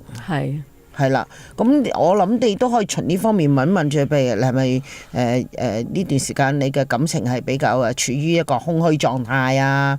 而你又成日都心諗希望快啲遇到一個對你好嘅人啊，咁所以就係乘虛而入咗咯。咁我哋錄音嗰日就係4月14號啦。咁你擔唔擔心你揾唔到佢啊？再其實我擔心嘅，不過我覺得我冇得參與咁多，因為我覺得我可以做到嘅嘢已經做咗，係別人嘅因果嚟㗎，呢個係冇錯，所以我都有提阿 May 㗎嘛。有陣時睇呢，即係你睇到都好，我哋開聲提咗 OK 啦，即係好似做朋友咁喂，呢啲唔得㗎，嗱我提咗你㗎啦，我盡咗朋友責任㗎啦，OK 啦，即係唔好過分去參和喺呢件事裏邊叫佢冇，因為始終可能因為你嗱講真，雖然而家個表面嘅正宮就係呢隻魔你害佢，但係你真係唔知佢之前發生過啲咩㗎。係啦，背後佢做咗啲乜嘢？係咪之前某一個空間，其實佢害得佢好慘呢？佢夠鐘嚟攞債呢？或者佢對天，或者佢真係好想拍拖，好想有感情，可能對天落咗一啲誓言，而吸引咗呢隻魔嚟嘅。我覺得所以一定有原因嘅。係一個正常情況下，人係好少係惹到啲魔，因為魔喺嗰度修煉緊，所以我成日都講，嘅。即係你有啲人話撞鬼，點解我會撞鬼？記住，冇得點解，你一定有原因嘅。唔知你係邊個空間嘅啫。即係例如我琴日都接到間 case，我少少啦，講啲咁多啦，就係話其實佢喺一個山頭上邊少咗個便啫。係。咁佢就神情呆滯啦，但係好老實喎。佢冇講唔該謝謝啊。嗱。呢個小便喺個雪山上面嘅，雪山都要講，雪山嚟嘅，都要講唔該謝謝嘅，喺日本嘅，係。但係我可以話俾大家知，一聽完之後，你哋就會覺得唔係啊話，呢件事發生喺年幾之前嘅，而家先嚟出事。咁佢哋就會覺得好困惑，喂，唔係啊嘛，我年幾前喎，有乜可能而家先嚟揾我啊？若然未報，時辰未到。有陣時可能你激嬲咗佢，但係佢嗰陣時可能佢未夠力量去揾你啊。而家夠時候咪嚟報嗰仇咯。你淋落我個頭度，係咪？你淋啲水落我個頭度，但我嗰陣時可能我嘅職位低微你係身居要職，我唔能夠向嚟。而家我向上爬咗啦，我職位高過你啦，而家我咪鬧翻你咯。其實個原因就係差唔多。所以有陣時有啲嘢好得意，就有啲人話無啦啦，我又冇做過啲乜嘢點解我會咁？有陣時冇無啦啦噶。同埋琴日呢，我好清晰記得，我乜嘢都唔問佢。你有冇試過喺嗰個情景裏邊山頭野嶺，你有冇小便啊？不過我仲講笑話，不過咁凍，你着咗咁多衫，都應該唔會咁方便去做呢件事啊？係咪？咁但係後來佢就話我有。不過後來再講就係，我已經年幾前，但唔係你年幾前冇發生，唔表示佢唔追你呢筆債，就係咁啦，係啦。所以有陣時有啲嘢呢，即係我覺得始終係你個善信可能應該有個虛位，係俾呢個魔去揾到而食住佢呢樣嘢喺佢嘅心魔裏邊去作呢件事，而令到佢有呢個答案嘅。同埋你點會喺個夢答應同人結婚？可能仲要睇翻佢事主嘅心態。如果佢真係想嘅話咧，唔係，我覺得佢一乜人都幫定好想唔。到佢。因為點解我覺得佢乜嘢？我點解會咁講就係話，我就當呢一個夢裏邊個人真係嗰個人，你只係同人一面之緣，你連人哋嘅底細都唔知，性格唔知，乜都唔知，你都肯嫁俾佢，好神奇咯。即係你好想，嗰個潛意識，我好想揾一個伴侶去關心自己、愛惜自己。係。所以既然你肯同我發展咯，咪嚟咯。但係佢萬萬估唔到，原來呢一個只不過係一個魔像，攝咗佢落去啫嘛。我覺得係咁。係佢話俾我聽，佢1年前同佢老公離咗婚。哦，呢個我唔知喎。係啊，所以佢後尾話翻俾我聽，就比較寂寞嘅。我唔知佢即係平時嘅生活。但係我都有問佢，我話你即係其實係咪即係個感情狀態？佢話佢1年前，因為點解佢講俾我聽？佢話喂，我老公我前夫整我。我話點解你覺得前夫？因為我上年同佢離咗婚，咁我諗緊係咪佢整我呢？我話其實要整你都唔使等1年啦，咁樣。我話所以應該唔係嘅。同埋同得你離婚，唔會再同你再係搞翻啲感情嘢。同埋我覺得事主都要自己負翻責任啊！你唔覺得好古怪？發夢喺夢境裏邊應承要嫁俾人，所以我咪話佢唔清醒咯。係佢應該陷於一個佢嘅潛意識佢好上，所以佢嘅潛意識就可以令到個魔入到去佢呢個缺口裏邊去入去咯。佢呢個潛意識就係一個缺口嘛。令到個魔覺得你想咁啊，我就俾個圓滿嘅夢境你。令到你覺得我好愛錫你啊，我幫你醫病啊，我令到我好高一個修行者。哇！你咁啊，大家都係修行者啊，我哋能夠喺埋一齊啦咁樣。咁你咪將成件事合理化、完美化咯。啱啊！咁啊，希望密宗啊上師能夠加持到幫到佢啦。我覺得係一定可以嘅。係啊，咁啊，係啊，睇下祝福佢。你呢幾日會唔會去揾下佢啊？我應該唔會。係我應該唔會，因為我覺得如果佢即係有呢個緣分，我覺得佢會，因為佢同我講，佢話我會再話俾你聽嘅。我話希望你會即係處理好呢件事，咁你都盡快揾你上司。我覺得好勁啊！喺個夢境裏邊講嘅任何嘢、月份、日子，可以醒翻之後都記得嘅話呢，真係好犀利。真係好犀利。係冇錯。阿 May 仲有冇另外一個其他個案啊？我有一個個案呢，就係一個爸爸嚟嘅。咁呢個係關一啲冤親債主嘅事。咁呢個爸爸呢，都係揾我睇元神宮。咁佢就話佢個女呢，就係有即係精神失常嘅情況。咁係突然之間有一日，個女咩年紀嘅？個女應該係10幾歲嘅。因為我冇見過佢個女。係因為我一般都唔會即係。如果唔係事主揾我呢，我一般都唔會靠我個朋友啊，我屋企人睇。我話咁好啦，你揾你個女嚟揾我啦。佢話唔得，因為我個女精神失常，唔可以即係冇咗溝通能力。咁於是我就話好 OK， 我可以幫你睇。咁我就話其實我冇其他資料嘅，我淨係知道有個女要睇。咁其實我入到去裏邊呢，好多畫面都空白，即係好多房間都係黑色嘅。所有嘢都係睇唔到，除咗神明廳我見到觀音娘娘之外，其他畫面都係黑蒙蒙嘅。咁跟住我就咁揾唔到答案啦，因為我就知道佢話無啦啦突然間精神失常。咁跟住我揾唔到答案嘅時候，跟住我就喺度即係用一個我都係打緊坐，我就喺度問問題，究竟係乜嘢原因令到呢個妹妹精神失常？跟住啲畫面就出現啦，即係一個前世啲畫面。咁首先第一個畫面就係一個好兇惡嘅男人。咁我形容一下，大約係點樣兇惡？黃光亮，你有冇知邊位？一個演員黃光亮，即係啦，佢係類似個樣，但係兇惡版，佢嘅眼神係好惡嘅。咁跟住呢，就飛咗去下一個畫面，一隻皮鞋，黑色嘅皮鞋。跟住呢，然後再下一個畫面呢，就係。我喺身處，我用第一身嘅角度，我係身處喺一個好似古代嘅市集。咁一個木頭車側邊有個藤籃，我就匿咗喺個藤籃側邊喺度裝下。而之前嗰個好兇惡嘅男人咧，就企喺大約可能5-6尺咁樣嘅距離，跟住就望住我，好惡咁樣喺度手指屎咁樣喺度，即係口噏噏咁樣啦。但係我聽唔到聲音嘅。咁於是咧，我就嗰刻我好驚。我個心係好驚，同埋心跳好快。咁同埋嗰刻我已經意識到咧，呢啲畫面應該係屬於前世咧，即係啲古代啊嗰啲畫面，同埋亦都唔係呢啲心跳同埋好快同埋好驚嘅感覺咧，唔係我嘅，係嗰個靈體想俾我睇。係。咁於是我就諗，我話其實呢啲咁即係呢幾個畫面都唔構成你要咁對佢。我話其實你可唔可以話俾我聽，你究竟發生咩事？點解你要即係點解要令到妹妹今生變成咁啦？於是咧，我就出現咗喺個俯瞰嘅角度，就望到一間屋。咁左邊咧就有個女人，右邊咧就係嗰個男人。咁好似睇一個 floor plan 咁噶，冇屋頂。跟住我就以為係一家人咧，即係夫婦啦。因為咁望真啲咧，原來係兩間屋，只不過好近，即係鄰居。係。跟住當我一 get 到你意思咧，又飛咗去另一個畫面啦。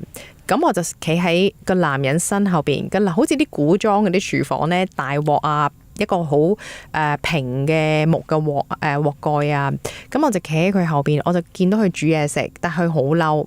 咁我就 get 到佢應該係精神失常嘅男人。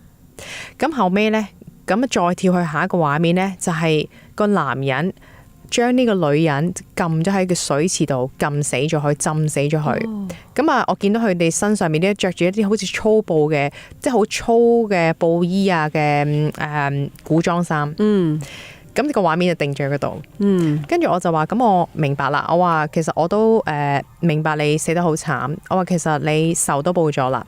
我話妹妹今生就係會咁過。我話佢其實10幾歲。我話其實即係不如你放下啦。我就種咗幾片經俾佢。跟住後尾我就種完之後，我回向俾佢啦。咁啊，將我所有見到嘅嘢咧，就同嗰位爸爸講。咁個爸爸一聽完之後，佢話咁我就對到啦。我話對到啲咩？佢話其實咧，佢呢件事咁啊，講翻俾我聽，究竟發生咩事？佢話其實咧，我個女變成咁係7年前發生噶啦。咁啊，阿女之前係所有嘢正常，日常咁翻學啦。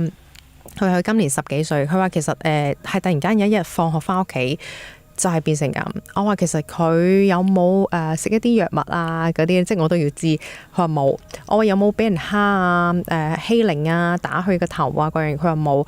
我話有冇喪親啊嗰段時間，即係家人過世？佢話冇。佢話真係突然之間，佢話所有醫學嘅嘢佢都揾過晒，係揾唔到答案。咁啊，佢話所以就係過往7年啦，佢亦都有揾即係唔同嘅方法求助啦，亦都有人講會唔會係祖先啊？咁佢就去拜祭祖先啊、爐祭啊乜嘢，好似盲頭烏蠅咁試，直至到佢就試埋元神功啦咁樣。咁啊，因為師傅介紹，咁啊跟住佢話試下元神功，咁其實元神功真係揾唔到嘅答案。咁於是我就用前世，咁就揾到。佢話其實咧對到啲乜嘢咧？佢話原來佢有一次有個朋友嘅姐姐，工人姐姐就係有陰陽眼。咁呢個姐姐咧就睇到妹妹側邊咧就有個古裝，因為姐姐唔知道中國嗰啲古代咩嗰啲嗰啲樣咁，佢就話見到係呢個古裝嘅女人，佢話幾靚女嘅，同埋佢好靜啊。佢話企喺妹妹側邊。咁於是咧，我講完之後咧，咁我就好奇啊，即係皮鞋係咩嚟嘅咧？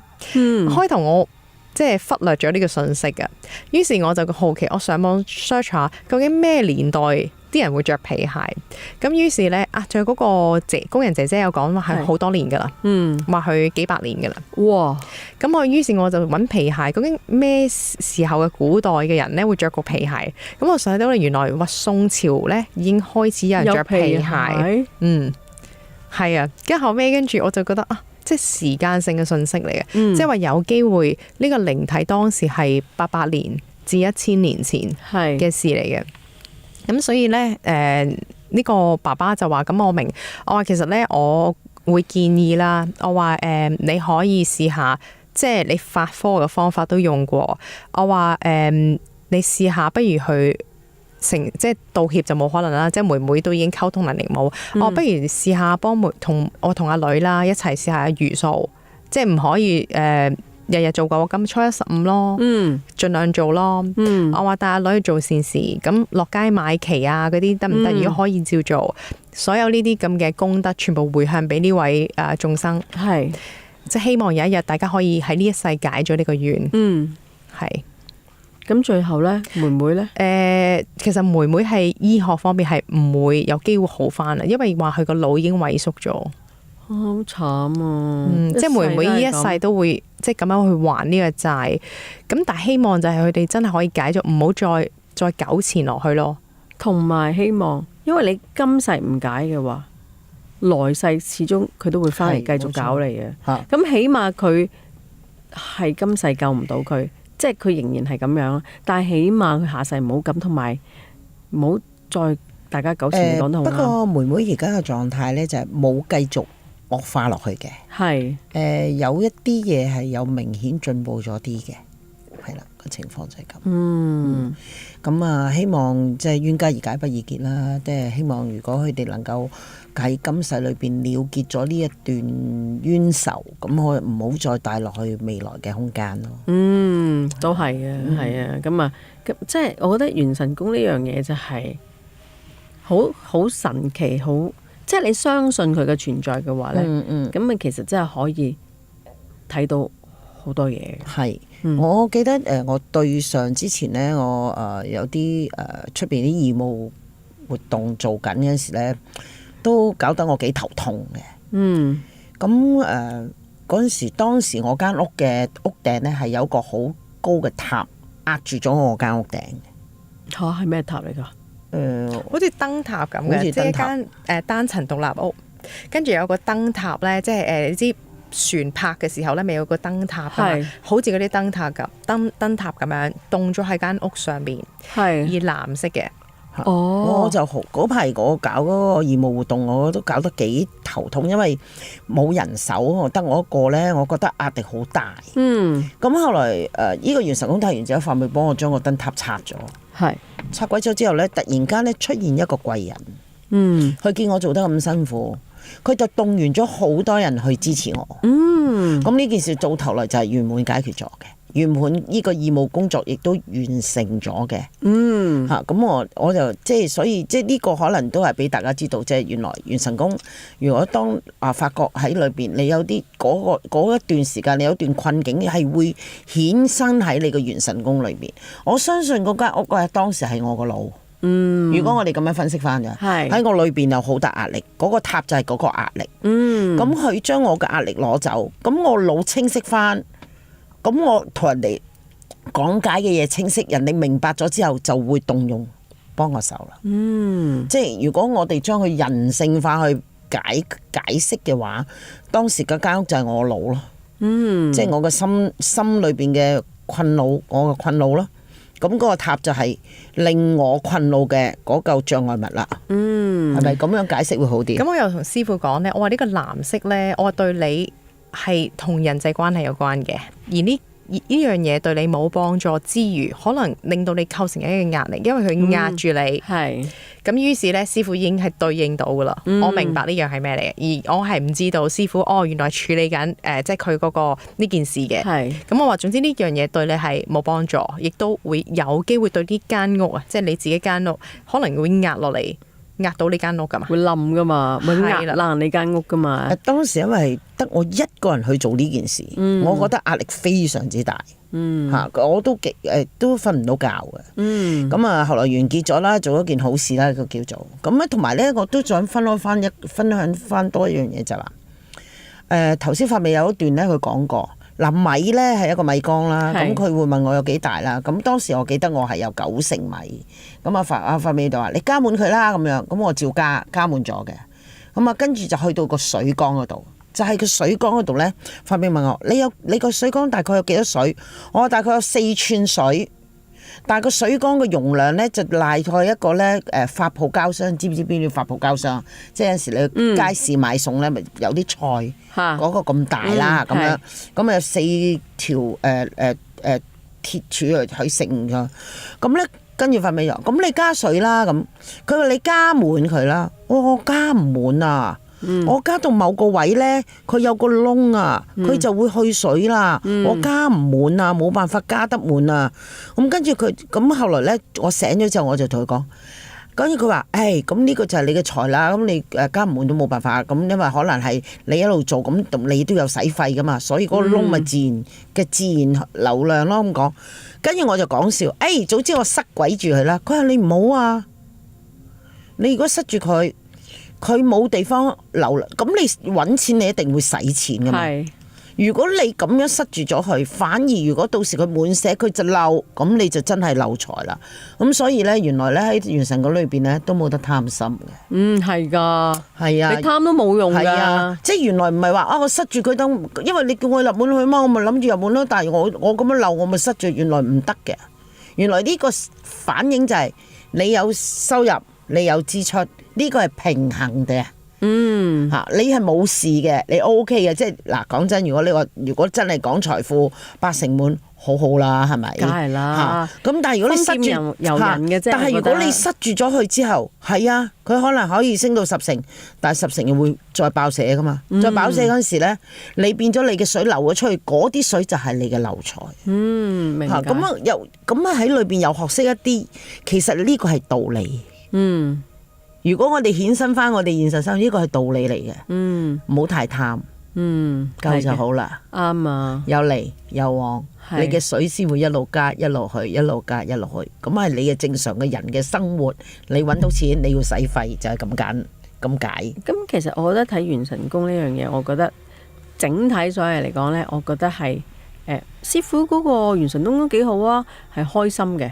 開心啊！我好開心啊喺裏邊，同埋原來我嘅朋友呢係分一楷楷嘅意思，即係話譬如我神宮嘅人就係神宮嗰邊，跟住我喺出邊做義務工作嗰扎人又係義務工作嗰邊，跟住我貴人就係另外一邊，我係分得好清嘅原來，係啦。咁我唔知道阿 May 嗰種元神宮呢會唔會？我記得嗰陣時我睇呢係廚房呢有個，即係總之間屋有個管家嘅，個廚房呢就有個做軍嘅，你哋有冇㗎？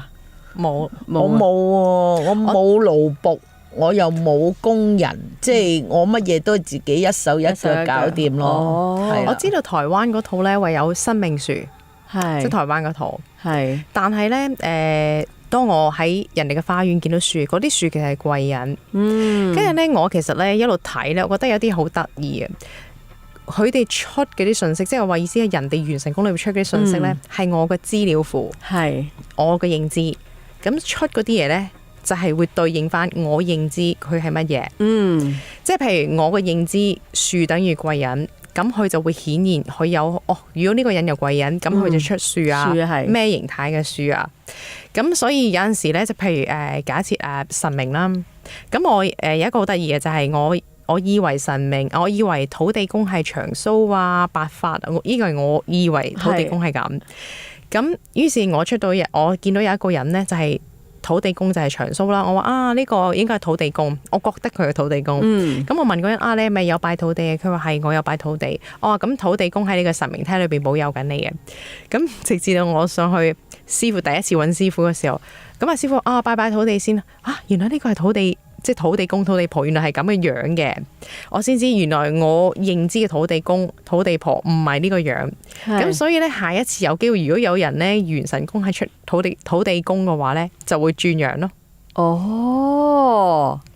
因為係你自己個人嘅意識嚟嘅，即係啦，我嘅資料庫係啦，咁佢就要出呢個樣話俾我聽，佢係土地公，即係佢個資料庫裏邊麥當勞叔叔個樣係咁嘅。咁如果喺個元神宮裏邊出現咁嘅樣，你去咗麥當勞啦咁樣，就唔會肯德基咯，啱啊，可能係咁啦。同埋你講台灣都有另外一套元神宮嘅，佢哋嗰種做法咧就係可以係集體喺度做，咁咧佢哋就係令到個人好陰啦，跟住佢哋就啲師傅咧就係俾啲溪錢啊、元寶啊，佢哋除咗隻鞋嘅，就踩住啲溪錢、元寶，令到個人好陰啦，跟住就攞塊布綁住隻眼，而喺即係合體裏邊做作法。咁當其時師傅會講啲咩咧？就係攞住個鈴鈴引路佢哋去行，咁佢哋會入，就師傅就話你跟光行。跟住咧就一路行一路行，記住，當你見到側邊有任何人嗌你，你唔好回應；有任何嘅屋，你亦都唔可以入人哋間屋。咁佢哋係揾啲咩呢？就係揾咗一啲你已經過咗身嘅親人，即係觀落陰，係啊，觀落陰就應該係觀落陰咯。唔係元神宮係咪啊？就唔係元神宮啦。如果咁樣，因為你落地府啊嘛。佢落地府。咁嗱，你哋都試過，你都去過你自己元神宮。我哋元神宮裏邊唔關地府事噶嘛。係喎，但係呢，第二啲元神宮呢，又係去到咁樣呢，就會見到自己又入唔到屋嘅喎，就係睇到自己嘅花園，啲花係生啊定係死咯，同埋咩嘅花就代表你而家係咩現狀咯。其實我諗，可能其實每一個狀態，其實就係只不過用一啲嘢去形容，即係等於我頭先講，我喺嗰個狀態裏邊，間屋可能就係我腦，係咁可能佢啲花就係呢個花呢種花就係代表你喉嚨，譬如咁講，咁另外一種花就代表你個胃，咁會唔會係咁樣呢？呢個就係只不過係你去定義佢啊嘛。而家我覺得呢個水樽係你個頭，呢個杯係你隻腳。咁如果我見到個杯倒瀉咗，即係話你要小心啦，隻腳可能會有事啦。咁有冇可能係咁？我覺得有呢個機會，套用咗落去，即係將嚟。如果嗰個人學嗰套係咁，即係好似阿師傅講，個杯等於你嘅頭，呢個等於你嘅身，有機會佢顯現出就變成咁。我覺得，因為我打爛咗個杯啊，可能我隻腳有機會會跌親啊，會有受傷啊，你要小心啲啦。咁樣，係我覺得呢個係一個套用。每一個唔同地區嘅法科嘅或者一個元神宮，佢都會有一種唔同嘅套用方法。可能你學呢一套嘢嘅時候，佢係用呢一類型嘅嘢去套用喺你呢個現實生活裏邊。咁你咪會見到我淨係花咯，淨係樹咯。或者喺呢個元神宮裏邊，我全部都係用廚房嘅嘢嚟套用嘅。咁你咪見到一係電飯煲啊、煲水煲啊、碟啊、煲湯煲咁樣。我覺得可能會係咁，係一個套用形式。其實搞嚟搞去都係你個內在自己嘅個正式嘅裏邊啊嘛。咁其實係咪人如果唔係想問事嘅話，都應該會隔一段日子去再睇下元神宮，睇下將自己本身嘅元神係即係執一執佢啦，會唔會其實係比較會好啲嘅？我覺得會係好啲嘅，因為試過有一個男士啦，係佢主要關心佢嘅事業，係咁但係佢喺佢個客廳嗰度啦，即係都係啲事業前途發展嗰度咧，就起咗埲牆，係咁呢個係阻礙佢個發展嘅，係但係佢話其實我就話呢年擺埲牆喺度，令到你連個飯即係餐台餐凳都擺唔落，即係你唔用，連同事都容不下喎。咁佢話佢就喺度笑，佢話我特登嘅，因為我做咗20年，我唔想再同啲同事打關係，大家來來去去進進出出咁，即係辭職啊，又有新同事，佢我覺得好攰啊，再同佢打關係。我話其實我睇到嘅嘢咧，就係如果你願意去同同事打關係，我話你個地位會更加提升，更加好，即係有機會升職。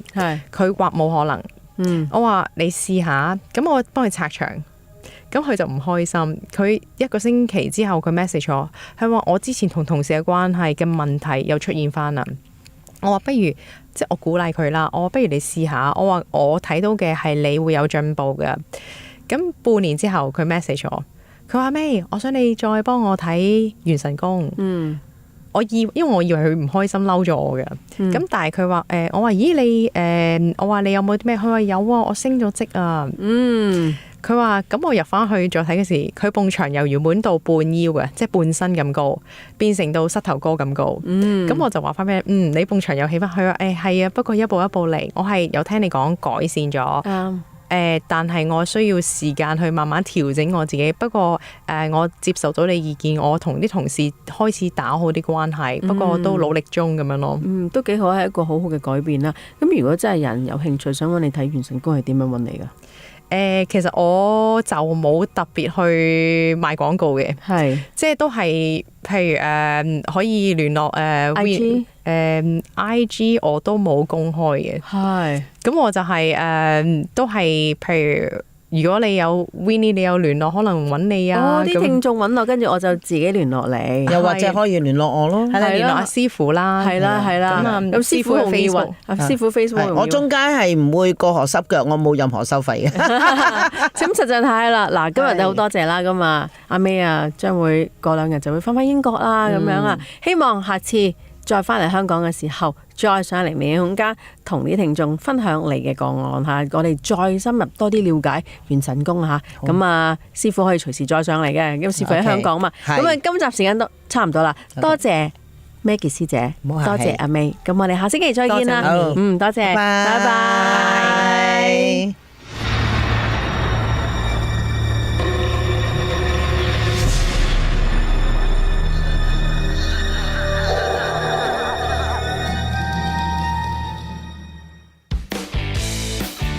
Delta Path Anywhere 跟一世電話號碼服務，就會有一個專用嘅香港電話號碼，配備 Delta Path Mobile App， 手機連上 WiFi 或者 5G LTE 網絡，就可以去到邊度都接聽到香港電話。明明海外，天天香港。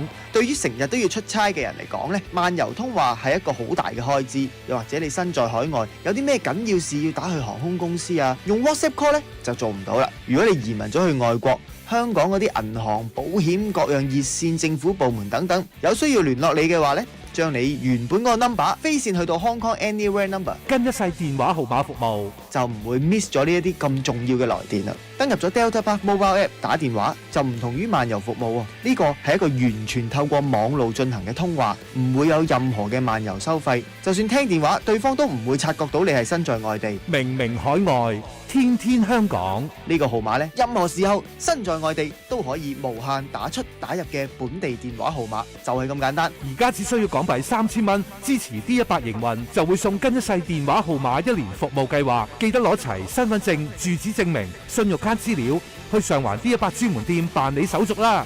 快啲去開返個號碼啦！